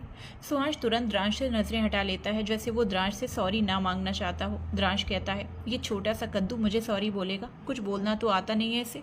द्रांश के ये कहते ही सुहांश तुरंत उसे घूर कर देखने लगता है। वो दूध पीते हुए बुरी तरह से द्रांश को घूर रहा था। द्रांश उसे इग्नोर करके उठकर बैठ जाता है। सुहानी द्रांश की पीठ को देखती है, जिस पर उसके नाखूनों के निशान थे। सुहानी को ये देखकर काफी बुरा सा लगता है। द्रांश शर्ट पहनता है, उसकी पैंट पहले ही पहन ली थी। वो अपनी जगह से उठकर दोनों को गोद में उठा लेता है। सुहांश सुहानी की गोद में था। द्रांश ने पूरे कंबल के साथ उसे गोद में उठा लिया था। सुहानी अपने एक हाथ द्रांश की गर्दन पर पकड़ती है, दूसरे हाथ से सुहांश को। चादर नीचे जमीन पर किसी झाड़ू का काम कर रही थी। रजनीगंधा के फूल उनके साथ चलते जा रहे थे। सिंघानिया विला। प्रज्ञा ने पीले रंग की साड़ी पहनी हुई थी। उसके माथे पर सिंदूर से टीका लगा हुआ था और वो अपनी बेटी को गोद में लिए हुए बैठी थी। प्रज्ञा के होठों पर सुकून से भरी मुस्कुराहट थी। उसकी प्यारी सी बच्ची बहुत ही क्यूट लग रही थी। विशाखा सबको देखते हुए कहती है, बच्ची का नामकरण तो 10वें दिन ही किया जाएगा, लेकिन फिलहाल उसे बुलाने के लिए कोई नाम देना होगा। सुरना तुरंत बोलती है, मैं तो रानी परी नाम दूंगी। आरुष बोलता है, मैं गिलहरी। काव्या कहती है, मैं नन्ही परी। सभी अपना अपना नाम बता ही रहे थे, तभी पीछे से आवाज़ आती है, अवन्या। सब पीछे देखते हैं। पीछे आव्या रुद्र के साथ खड़ी थी। उसके चेहरे पर मुस्कुराहट थी। काव्या जैसे ही आव्या को देखती है तुरंत आगे बढ़कर उसे गले लगा लेती है। काव्या परेशानी भरी आवाज़ में कहती है, कहाँ चली गई थी आप? ऐसे कोई घर से भागता है क्या? पता है मैं कितनी परेशान हो गई थी। नैना तो बार बार पूछ रही थी मिली या नहीं। झगड़ा होगा तो क्या आप भाग जाएंगी? ऐसा कोई करता है क्या? अगर आपको कुछ हो जाता तो? बोलते हुए काव्या अलग होकर आव्या को थोड़े गुस्से से देखती है। आव्या चुप थी। अब वो क्या ही बोले। काव्या रुद्र को देखकर कहती है, एक दो थप्पड़ लगाया नहीं आपने इसे, अकल ठिकाने आ जाती इसकी। रुद्र कहता है, छोड़िए सासू मॉम, इसे बोलकर कुछ फायदा नहीं है। फालतू लोगों की बात सुनेगी तो यही होगा। बोलते हुए रुद्र ध्रुवंश को देखता है। ध्रुवंश भी एक नज़र रुद्र को देखता है पर कुछ रिएक्ट नहीं करता। रुद्र ध्रुवंश को इग्नोर करके स्टडी रूम की ओर बढ़ जाता है क्योंकि इव्यान वहीं पर था। काव्या आव्या को घूरते हुए कहती है, किस गधे की बात सुनकर आपने ऐसा काम किया? झगड़े हमारे नहीं हुए हैं क्या? झगड़े होने पर भी साथ नहीं छोड़ना, ये होता है पति पत्नी का रिश्ता। आप अभी बच्ची नहीं है। काव्या आव्या को डांट रही थी और आव्या सिर झुकाकर सुन रही थी। श्रेष्ठा तुरंत आगे बढ़कर आव्या को बचाते हुए कहती है, अरे क्या तुम भी काव्या, गलती बच्चों से तो होती ही है और इतनी भी बड़ी नहीं हुई हमारी प्रिंसेस। अब तुम अपनी पोती पर ध्यान दो। श्रेष्ठा तुरंत आव्या को अपने साथ ले जाती है ताकि उसे और ज़्यादा डांट ना पड़े। वहीं काव्या अब जाकर प्रणया से पूछती है, प्रणया आप बताओ, आप कौन से नाम से बुलाना चाहेंगी अपनी बेटी को? प्रणया अपनी छोटी सी बेटी को देखती है और मुस्कुराते हुए कहती है, गुलाब। विशाखा कहती हैं, आप सब बस फूलों सब्जियों और जानवर का ही नाम लो, कोई अच्छा नाम नहीं मिलता क्या? सब एक साथ बोलते हैं। नहीं, बोलते ही हंसने लगते हैं। पूरा माहौल बहुत ही खुशी भरा हो जाता है। दूसरी ओर कॉलेज से निकलते ही सुरभि की नज़र कार से सटकर खड़े सत्या पर जाती है जो कब से उसका ही इंतजार कर रहा था। सुरभि इधर उधर देखती है। उसने अभी तक किसी को भी नहीं बताया था कि उसकी एंगेजमेंट हो चुकी है। सत्या अपने गॉगल्स उतारकर सुरभि को देखता है। सुरभि को देखते ही उसके होठों पर मुस्कुराहट छा जाती है। सुरभि उसके पास जाकर सिर झुकाए पूछती है, आप यहाँ क्या कर रहे हैं? सत्या मुस्कुराते हुए कहता है, आज मेरा बर्थडे है, तुमने मुझे विश नहीं किया। सुरभि को नजरें अब भी झुकी हुई थी। वो कहती है, मुझे पता नहीं था, हैप्पी बर्थडे। सत्या उसकी क्यूट हरकत को देख रहा था। सुरभि बस जमीन को देख रही थी। सत्या कहता है, आज मेरा बर्थडे है तो आज मुझे तुम्हारी तरफ से गिफ्ट चाहिए। सुरभि सिर उठाकर उसे देखती है। सत्या उसकी आंखों में देखते हुए कहता है, मुझे तुम्हारा वक्त चाहिए। सुरभि थोड़ा हिचकिचाते हुए कहती है, वो आज मेरी ट्यूशन क्लास है। सत्या ये सुनकर थोड़ा उदास हो जाता है पर अगले ही पल उसे कुछ सूझता है। वो कहता है, चलो मैं तुम्हें छोड़ देता हूँ, क्लास के बाद हम जाएंगे। सुरभि पहले थोड़ी सोच में पड़ जाती है क्योंकि उसे ये पहली बार नहीं था कि सत्या उसे लेने आया था। वो हफ्ते में 3 बार तो ज़रूर आता है और वो भी सौरभ और रुखसार को पूछकर ही ले जाता है। उन्हें भी कोई प्रॉब्लम नहीं होती। सुरभि थोड़ा सोचकर हाँ में सिर हिलाती है। वो जाकर कार में बैठ जाती है। सत्या ड्राइविंग सीट पर बैठता है और इसी के साथ उनकी कार वहाँ से निकल जाती है। ट्यूशन क्लास कुछ 10 मिनट में ही पहुँच जाते हैं। सुरभि उतरती है। सत्या उससे कहता है, कब तक क्लास चलेगी? सुरभि धीरे से कहती है, 2 घंटे। सत्या कहता है, ओके तुम जाओ। सुरभि क्लास के लिए चली जाती है। किसी के साथ जब रहते हैं तब 2 घंटे 2 मिनट के समान लगते हैं, लेकिन वहीं अगर कोई अकेले रहे तो 2 घंटे 2 दिन के समान लगते हैं। सत्या कभी कार से बाहर जाता, कभी अंदर बैठता, कभी सीट पर लीन हो जाता तो कभी पिछली सीट पर लेट जाता, पर यह वक्त था जो निकल ही नहीं रहा था। काफ़ी इधर उधर होने के बाद सिर्फ आधे घंटे ही पार होता है। सत्या घड़ी को देखते हुए खुद से कहता है, 2 घंटे इतने लंबे होते हैं क्या? यह घड़ी ही नहीं चल रही। सत्या फिर से कार्ड्स में बैठ जाता है और अपना लैपटॉप ऑन करता है। सुरभि के पास आने के लिए उसने जो मीटिंग कैंसिल की थी वो अब ऑनलाइन मीटिंग करने लगता है। मीटिंग करते हुए उसका भी ध्यान बार बार कार से बाहर ही जा रहा था और घड़ी पर भी जा रहा था। मीटिंग में 1 घंटा बीत जाता है। अब और आधे घंटे की बात थी जो सत्या अपने काम होने की वजह से कुछ कर नहीं पाता। आज वो गेम खेलने बैठ गया। उसके सिवाय उसे कुछ भी नहीं सूझ रहा था। गेम खेलते खेलते आखिरकार और आधा घंटा बीत ही जाता है। सुरभि क्लास से निकलती है। सत्या अब जाकर राहत की सांस लेता है। सुरभि अपने कुछ फ्रेंड्स के साथ निकल रही थी। वो कहती है, ये क्लास भी ना इतनी जल्दी खत्म हो जाता है। जैसे ही सत्या ये सुनता है तो उसके मुंह से एकाएक निकलता है, जल्दी। उसकी फ्रेंड्स भी यही बोलती हैं। सुरभि का ध्यान अब सत्या की कार पर जाता है। वो अपनी फ्रेंड्स को बाय बोलकर सत्या की कार में जाकर बैठ जाती है। सुरभि को जब भी पूछा जाता है कि वो कौन था जो तुमसे लेने आया था, तो सुरभि एक ही जवाब देती है, मेरे भैया के दोस्त। सत्या सुरभि के बैठते ही तुरंत कार स्टार्ट करता है। अब वो और 1 मिनट भी वहाँ नहीं रुकना चाहता था। दोनों कॉफ़ी शॉप पर जाते हैं। सत्या कॉफ़ी पीता है और सुरभि मिल्क शेक पीती है। वो पीते वक्त कोई बात नहीं करती। उसका पूरा ध्यान बस पीने पर रहता है। वहीं सत्या का ध्यान तो बस उसके छोटे से चेहरे पर रहता है। दोनों बैठे थे तभी सत्या कहता है, मैं तुम्हें मेरे साथ घर ले चलूं तो? सुरभि कहती है, मैं नहीं जाऊंगी, मुझे पढ़ना है। बहुत सारा सिलेबस पेंडिंग है, सत्या मुस्कुराते हुए कहता है। तुम्हें पढ़ाई के सिवा कुछ दिखाई नहीं देता। खैर, वैसे क्या तुम मुझे मेरा बर्थडे गिफ्ट नहीं दोगी? सत्या के सवाल पर सुरभि थोड़ा सोच में पड़ जाती है। उसे कुछ याद आता है। वो अपना बैग खोलकर ₹1 वाला चॉकलेट निकालती है जो उसके बैग में था। वो सत्या को देते हुए कहती है, मेरे पास इसके सिवाय कुछ नहीं है। सत्या हंसते हुए चॉकलेट लेता है और उससे कहता है, थैंक यू, काफ़ी अच्छा गिफ्ट है, मैं इसे संभाल कर रखूंगा। सुरभि तुरंत कहती है, ये संभाल कर रखने के लिए नहीं है, इसे खाया जाता है। सत्या भी उससे हार मानते हुए कहता है, ओके, मैं खा लूँगा। दोनों अब फिर से चुप हो जाते हैं। सत्या पेमेंट करने के लिए जाता है। वो सुरभि के और कुछ खाने का भी खरीद लेता है। जब तक पैक हो रहा था तब तक के लिए वो सुरभि को देखने के लिए पीछे मुड़ जाता है। तभी उसकी नज़र 2 बदमाश लड़कों पर जाती है जो लड़कियों को छेड़ रहे थे। वो लड़कियों को टच कर रहे थे। सत्या दोनों का तमाशा देख रहा था। दोनों अब सुरभि की ओर ही बढ़ने लगते हैं। उनके पास पहुंचते ही एक लड़का सुरभि की कमर को छूने को होता है। तभी सत्या इधर उधर देखता है। उसकी नज़र काउंटर पर रखे चाकू पर जाती है। वो तुरंत चाकू उठाकर फेंकता है। जो इंसान सुरभि को छूने वाला था, चाकू से उसका हाथ कट जाता है, जिससे वो तुरंत दर्द से अपने हाथ को पकड़ लेता है। सुरभि उसकी आवाज़ सुनकर तुरंत उठकर खड़ी हो जाती है। दोनों लड़के वहाँ से भाग जाते हैं क्योंकि उनके हाथ पर गहरा कट लगा था। सुरभि तो समझ ही नहीं पाई थी कि आखिर हुआ क्या। सत्या उसके पास आकर कहता है, चलें। सुरभि हाँ में सिर हिलाती है। दोनों अब वहाँ से निकल जाते हैं। एक जगह पर सत्या कार रोकता है। रात हो चुकी थी। वो केक निकालता है और उस पर एक कैंडल रखता है। सुरभि ये देखकर कहती है, आप बर्थडे मनाने वाले हैं? सत्या मुस्कुराते हुए हाँ में सिर हिलाता है। वो फूंक मारकर कैंडल बुझाता है। सुरभि ताली बजाती है। वैसे तो वो बर्थडे सॉन्ग गाना चाहती थी, पर उसकी हिम्मत नहीं हुई। सत्या केक कट करके सुरभि को खिलाता है और खुद उसका झूठा खा लेता है। सुरभि भी उसे खिलाती है। दोनों ने बहुत ही छोटा सा कट किया था जो दिख भी नहीं रहा था।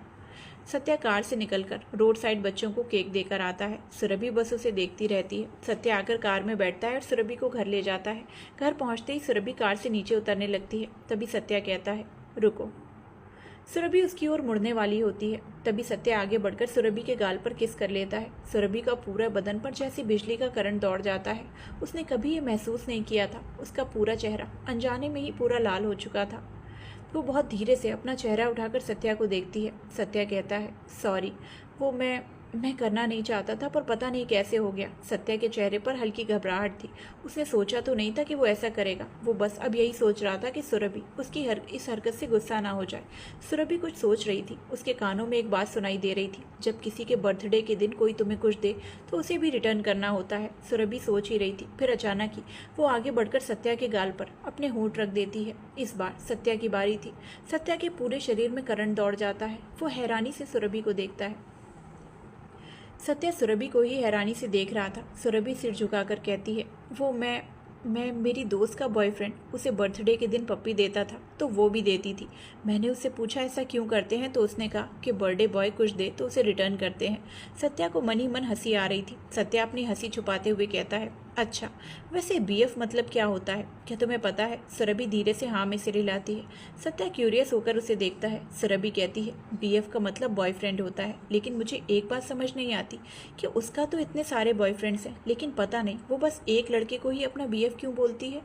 सत्या मुस्कुराता है क्योंकि उसे समझ आ चुका था कि सुरभि को बॉयफ्रेंड का सही मतलब नहीं पता। सत्या सुरभि के झुके हुए चेहरे को देखकर कहता है, मुझे भी नहीं पता। वैसे तुम्हारा कोई बॉयफ्रेंड नहीं है? सुरभि तुरंत ना में सिर हिलाती है। सत्या अब कहता है, लेकिन मैं तो हूँ तुम्हारा बॉयफ्रेंड। सुरभि तुरंत सिर उठाकर सत्या को देखकर कहती है, आप मेरे बॉयफ्रेंड थोड़ी हैं, आप तो मेरे हस्बैंड हैं ना। ये सुनते ही सत्या बहुत ही ज़्यादा हैरान हो जाता है। वो सुरभि की झपकती आंखों को देख रहा था। सुरभि अब सत्या से नजरें हटाकर कहती है, वो माँ ने कहा कि आप मेरे हस्बैंड हैं और मैं आपके सिवाय किसी भी लड़के से बात ना करूं। सत्या को ये बात बुरी लगी कि रुखसार सुरभि को किसी बात के लिए मना कर रही है, लेकिन रुखसार का डर भी तो जायज़ था। उसने जो कुछ भी सफ़र किया था वो सुरभि को उससे सफ़र नहीं करने दे सकती थी। सुरभि अब धीरे से कार का दरवाज़ा खोलकर कार से निकल जाती है। सुरभि एक नज़र सत्या को देखती है, फिर जाने लगती है। वो कुछ दूर पहुंचकर खड़ी होती है, फिर मुड़कर सत्या को देखती है। कुछ सोचते हुए सुरभि सत्या के पास आकर कहती है, वो मेरी एक फ्रेंड आपका नंबर मांग रही थी, क्या मैं उसे दे दूं? सत्या तुरंत कहता है, अगर तुम्हारे पापा का नंबर कोई तुम्हारी माँ से मांगता तो क्या तुम्हारी माँ दे देती हैं? सुरभि ना में सिर हिलाकर कहती है, नहीं, माँ तो बहुत गुस्सा हो जाती है, क्या मुझे भी गुस्सा होना चाहिए? सत्या मुस्कुराते हुए ना में सिर हिलाकर कहता है, नहीं, इसकी ज़रूरत नहीं है। वैसे मैं तुम्हें बताना भूल गया, इस बार जब तुम मुंबई आओगी तो तुम्हें मेरे घर आना पड़ेगा, मम्मी पापा चाहते हैं। सुरभि ओके बोलकर अंदर चली जाती है। सत्या उसे तब तक देखता रहता है जब तक वो पूरे घर के अंदर नहीं चली जाती। उसके जाते ही सत्या अपने गाल को छूता है। उसे अब तक सुरभि की किस याद आ रही थी। वो अपने बाल पर हाथ रखकर फेरते हुए मुस्कुराने लगता है। सिंघानिया विला। वीना मुस्कुराते हुए अपने फ़ोन पर कुछ देख रही थी। अप्रीता भी परेशान सी उस ओर जाती है। उसे पता नहीं था कि वीना वही है। वीना को देखते ही अप्रीता कुछ सोचती है, फिर आगे बढ़कर उसके पास खड़ी हो जाती है। वीना सिर उठाकर देखती है। अप्रीता को देखकर वो अपना फ़ोन बंद करके मुस्कुराते हुए कहती है, हाय। अप्रीता इस वक्त कॉफ़ी कप हाथ में लिए हुए थी। वो भी नॉर्मली वीना को हाय करती है। अप्रीता कुछ पल चुप रहने के बाद कहती है, अच्छा एक बात बताओ, रॉनी जिससे प्यार करता था, क्या वो अब उससे नफरत करता है? वीना के फेस एक्सप्रेशंस एकदम से बदल जाते हैं। वो दूसरी ओर देखकर सीरियस होकर पूछती है, आपको किसने बताया कि रॉनी किसी से प्यार करता था? अप्रीता फंस जाती है, क्योंकि उसे ये बात रॉनी और वीना के अलावा कोई भी नहीं जानता था कि रॉनी किसी से प्यार करता था और उसका दिल टूटा था। अप्रीता कुछ पल सोचने के बाद कहती है, एक दिन तुम दोनों को बात करते हुए मैंने सुन लिया था, तो बस इसीलिए पूछा। वीना झट से कहती है, मत पूछिए, क्योंकि मुझसे उस घटिया लड़की के बारे में बोलने की हिम्मत नहीं है। मैंने उससे घटिया और गिरी हुई लड़की आज तक जिंदगी में नहीं देखी। अप्रीता एक पल के लिए अपनी आंखें बंद कर लेती है। बेशक ये घटिया और गिरी हुई शब्द उसके लिए ही थे। अप्रीता धीरे से कहती है, मुझे उसके बारे में जानना है। बोलते ही वो अपनी आंखें खोलती है। वहीं वीना थोड़ी हैरान होकर अप्रीता को देखती है। उसे समझ नहीं आ रहा था कि अप्रीता का रॉनी की लाइफ से क्या लेना देना। अप्रीता कहती है, पता नहीं क्यों, पर मुझ में ना एक बुरी आदत है, मैं अधूरी बातों को पचा नहीं पाती। मैं जब तक पूरी बात ना जान लूँ मुझे नींद बिल्कुल नहीं आती। वीना अप्रीता को थोड़ा गौर से देखती है, फिर कहती है, पता नहीं ऐसी लड़कियां खुद को क्या समझती हैं। कितना अच्छा रहता था रॉनी, हर पल हंसता था, हंसाता था। लेकिन जब से उसके साथ वो सब हुआ, वो पहले जैसा नहीं रहा। मैंने बहुत कोशिश की उसे पहले जैसा बनाने की, पर मेरी कोशिश बेकार चली गई। उसने ही मेरी जॉब लगवाई थी। मेरे जॉब करने के 2 महीने बाद से ही वो उस लड़की से फेसबुक पर चैट करता था। रिलेशन में आए हुए दोनों को बस 8 महीने ही हुए थे। रॉनी ने उसे अपनी ज़िंदगी मान लिया। वो पता है मुझसे क्या कहता था? वो कहता था कि वो उसी लड़की से शादी करेगा। वो बहुत खुश था। लेकिन एक दिन उस लड़की ने उसे एक मैसेज भेजा कि वो बस अपने फ्रेंड की वजह से मजाक कर रही थी। उसे ये टास्क मिला था और वो वही पूरी करने के लिए 8 महीने एक रिलेशनशिप जैसी रही। रॉनी को पहले तो मजाक लगा। उसने उस लड़की से कहा कि वो फालतू के मजाक ना करे, वो बहुत सीरियस हो चुका है। लेकिन लड़की ने उसे तमाचे से जैसा जवाब दिया। उसने उसके प्यार का मजाक बनाया। वो अपने मम्मी पापा को बचपन में ही खो चुका है। सिर्फ उस लड़की ने नहीं, उसकी ज़िंदगी ने भी उसका मजाक बना दिया। आपको पता है, फर्स्ट टाइम मैंने एक लड़के को रोते हुए देखा। मैंने रॉनी को चीख चीख कर रोते हुए देखा है। अप्रीता जैसे ही ये सुनती है, उसकी आंखों से अपने आप आंसू बह जाते हैं। वो तुरंत दूसरी ओर चेहरा कर लेती है। वीना कहती है, वो पूरे 3 महीने डिप्रेशन में था। ये प्यार शब्द होता तो बहुत छोटा है, लेकिन इंसान की जान तक ले लेता है। रॉनी कभी कमज़ोर नहीं था, लेकिन उसे प्यार ने कमज़ोर बना दिया। आपको पता है, उसने सुसाइड भी करने की कोशिश की थी। अप्रीता ये सुनकर बहुत ही ज़्यादा हैरान हो जाती है। वो एकदम से चिल्लाते हुए कहती है, व्हाट? वीना के भी आंखों में आंसू थे। वो अपने आंसू साफ करते हुए कहती है, हाँ, उसने सुसाइड करने की भी कोशिश की थी, लेकिन उसे एक बच्ची ने बचा लिया। अप्रीता के कान एकदम से सुन पड़ जाते हैं। वो वहीं जम जाती है। वीना खुद को संभालते हुए कहती है, अब रॉनी उस लड़की को भूल चुका है, इसीलिए प्लीज़ उसके सामने उस लड़की के बारे में जिक्र ना करें। वीना जल्दी से उठकर वहाँ से तेज़ कदमों से चली जाती है। अप्रीता वहीं जमी हुई थी। उसे तो कुछ समझ ही नहीं आ रहा था। वो पूरी सोच में पड़ चुकी थी, लेकिन उसे जैसे ही सुसाइड वाली बात याद आती है, अप्रीता रोने लगती है। वहीं अंदर ध्रुवंश काफ़ी देर से आव्या से बात करने की कोशिश कर रहा था। ट्यूलिप मेरी बात सुनो। आव्या को ध्रुवंश से बात करने का तो मन था, लेकिन वो कर नहीं सकती थी। वो बस कोशिश कर रही थी। वो ध्रुवंश के सामने ना आए। ध्रुवंश एकदम से आव्या का हाथ पकड़ता है और कहता है, सॉरी ट्यूलिप, मुझे नहीं पता था कि रुद्र ऐसा कुछ करेगा। आव्या कुछ पल शांत रहने के बाद उसके हाथ को झटक देती है और एक नज़र ध्रुवंश को देखकर कमरे की ओर बढ़ जाती है।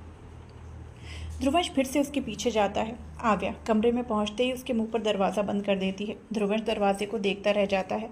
आव्या सोफे की ओर बढ़ते हुए कहती है, रुद्र, मुझसे नहीं होगा, मैं अंश को इग्नोर नहीं कर सकती।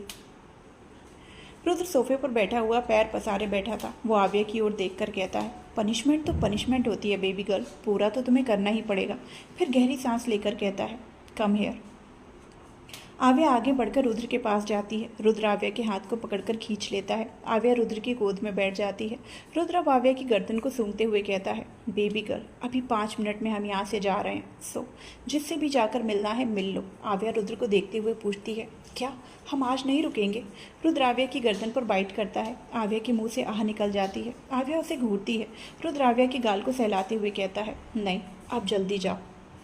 आव्या जल्दी से मिलने के लिए जाती है। वो आदित्य, काव्या, अव्यान, प्रणया, उसकी छुटकी सी बच्ची और स्वर्णा से मिलकर रुद्र के पास आ जाती है। रुद्र हॉल में ही था। आव्या सबको बाय बोलती है। उसे रुकने के लिए तो बोला जाता है पर वो नहीं रुकती। वो ध्रुवंश को एक बार भी नहीं देखती। उसे खुद अंदर से काफ़ी ज़्यादा तकलीफ हो रही थी। ध्रुवंश बस उसे जाते हुए देखते रहता है। रात के करीब 12 बजे दोनों पटना पहुंचते हैं। पटना पहुंचते ही रुद्र आव्या को उस जगह पर ले जाता है जहां वियान को रखा गया था। उसकी मार कर बहुत बुरी हालत कर दी गई थी। आव्या उसे देखकर हैरान थी। रुद्र चेयर पर बैठता है और आव्या से कहता है, मैं चाहता हूँ कि तुम इसे अपने हाथों से मारो, वो भी जान से। आव्या थोड़ा हिचकिचाते हुए कहती है, रुद्र मैं कैसे?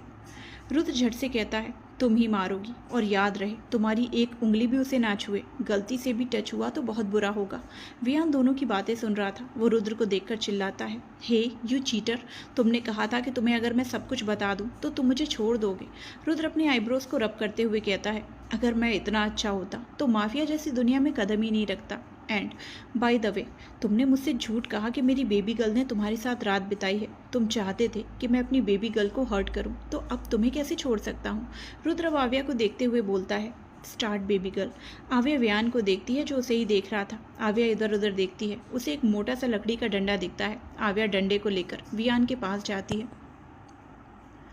वियान के हाथ टेबल पर लॉक थे। आव्या उसके हाथ पर अपनी पूरी ताकत लगाकर मारती है। वियान की चीख निकल जाती है। आव्या अपनी आंखें बंद करती है और कॉलेज के उन दिनों को याद करके कई बार वियान के हाथ पर मारती है। वियान जिस तरह से मजबूर करते हुए टच करता था, वो सब कुछ याद करते हुए वो वियान को मार रही थी। वियान ने हमेशा आव्या की मजबूर होने का फ़ायदा उठाया। आव्या को उसे मारते हुए बहुत ज़्यादा खुशी हो रही थी। आव्या उसे मारकर घायल करने के बाद गन उठाती है। आव्या को शूट करना नहीं आता था, इसीलिए वो 5 बार शूट करती है पर गलत जगह पर ही लगता है। ये देखकर रुद्र उसे बुलाता है, कम हियर बेबी गर्ल। आव्या के चेहरे पर इस वक्त बस गुस्सा था। वो रुद्र के पास जाती है। रुद्र आव्या को अपनी गोद में बिठाता है और उसके एक हाथ को पकड़ लेता है। दूसरे हाथ से वो आव्या की कमर को कसकर पकड़ लेता है। रुद्र आव्या के कान में धीरे से कहता है, कहाँ शूट करना है बेबी गर्ल? आव्या को वीडियोस के बारे में जैसे ही ख्याल आता है वो धीरे से कहती है, प्राइवेट पार्ट। वियान हैरानी से आव्या को देखता है और बचने के लिए छटपटाने लगता है। रुद्र तिरछा मुस्कुराते हुए कहता है, गुड चॉइस। रुद्र आव्या के हाथ को पकड़कर निशाना लगाता है। कुछ पल की शांति के बाद उस कमरे में वियान की दर्दनाक चीख निकल जाती है। आव्या की आंखों के सामने इस वक्त वो सीन दिख रहा था जब वियान उसके हाथ को पकड़कर अपनी उस जगह पर रखता था। आव्या की आंखों से आंसू बह जाते हैं। उसने अब भी ये बात रुद्र को नहीं बताई थी। वो बताती भी कैसे? उसे सोचने में भी बहुत घिन आती थी। वियान की डेथ हो चुकी थी। आव्या उसकी बॉडी को देखकर मुड़कर रुद्र के गले लग जाती है। उसकी आंखों से अब आंसू बह रहे थे। धीरे धीरे वो सारी कॉलेज की बुरी यादें उसके दिमाग से हटती जा रही थी। To be continued.